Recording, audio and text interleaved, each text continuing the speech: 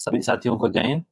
स्वागत है आपका अपने चैनल हिमस्टॉक पे और मैं हूं आपका साथी हिमांशु और आशा करता हूं कि आप सभी स्वस्थ होंगे और अपनी तैयारी को बेहतरीन ढंग से कर रहे होंगे।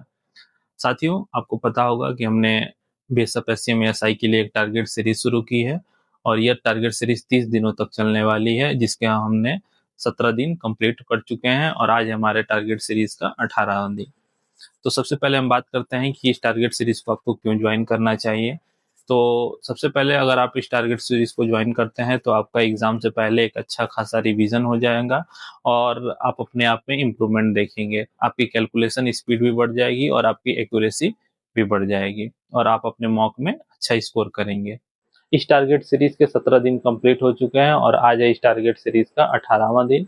और जैसा कि आप सभी को पता है कि हमारी टारगेट टाइपिंग से शुरू होती है, तो आज भी हमारी टारगेट टाइपिंग से ही शुरू होगी और टाइपिंग हमारी 1 घंटे की होती है, 30 मिनट सुबह और 30 मिनट शाम को।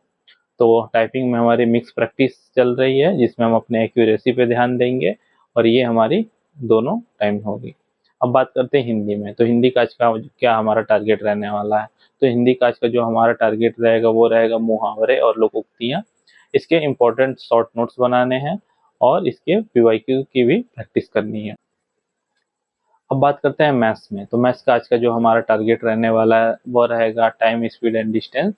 यह एक काफ़ी अच्छा चैप्टर है, तो इसको ध्यान से पढ़ना है। कम से कम इसके 2 सवाल जरूर आते हैं और इसके सारे बेसिक से एडवांस कॉन्सेप्ट को क्लियर करना है। इस चैप्टर को हम आज एक दिन में ही ख़त्म करेंगे, क्योंकि आप सभी को पता है कि मैथ्स के कई सारे चैप्टर हैं और इसमें अर्थमेटिक और एडवांस दोनों हमको पढ़ना है, तो इसलिए हमें इसको जल्दी ख़त्म करना होगा। तो आज का जो हमारा टारगेट रहेगा वो रहेगा टाइम, स्पीड और डिस्टेंस। इसके भी कम से कम 40 से 50 इजी टू मॉडरेट क्वेश्चंस की प्रैक्टिस करनी है।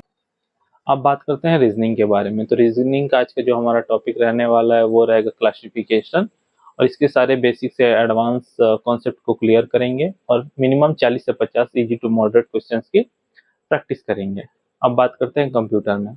तो कंप्यूटर का जो आज का हमारा टॉपिक रहेगा वो रहेगा पावर पॉइंट। पावर पॉइंट जैसा कि आप सभी को पता है कि एक एमएस ऑफिस का ही पार्ट होता है, जिसमें हमने एमएस वर्ड और एमएस एक्सेल को कंप्लीट कर लिया है और ये तीसरा पार्ट होता है पावर पॉइंट। तो आज से हमारा पावर पॉइंट शुरू हो रहा है और इसको हम कम से कम 3 से 4 दिन तक पढ़ेंगे। तो आज है पावर पॉइंट का डे 1। इसके शॉर्ट नोट्स बनाने हैं और इसके कुछ पीवाईक्यू की प्रैक्टिस करनी है। अब बात करते हैं क्लरिकल एप्टीट्यूड में। सबसे ज़्यादा दिक्कतें साथियों को क्लरिकल एप्टीट्यूड में ही हो रही हैं इसमें, क्योंकि इसका जो मेन कारण है वो है इंग्लिश का पोर्शन। तो हम इसके इंग्लिश पोर्शन पे ध्यान देंगे और आज का जो हमारा टारगेट रहेगा वो रहेगा इडियम्स एंड फ्रेजेस। इसके कुछ इंपॉर्टेंट टॉपिक्स को पढ़ेंगे और कुछ इंपॉर्टेंट इडियम्स एंड फ्रेजेस की प्रैक्टिस करेंगे और कुछ पीवाईक्यू के भी प्रैक्टिस करेंगे।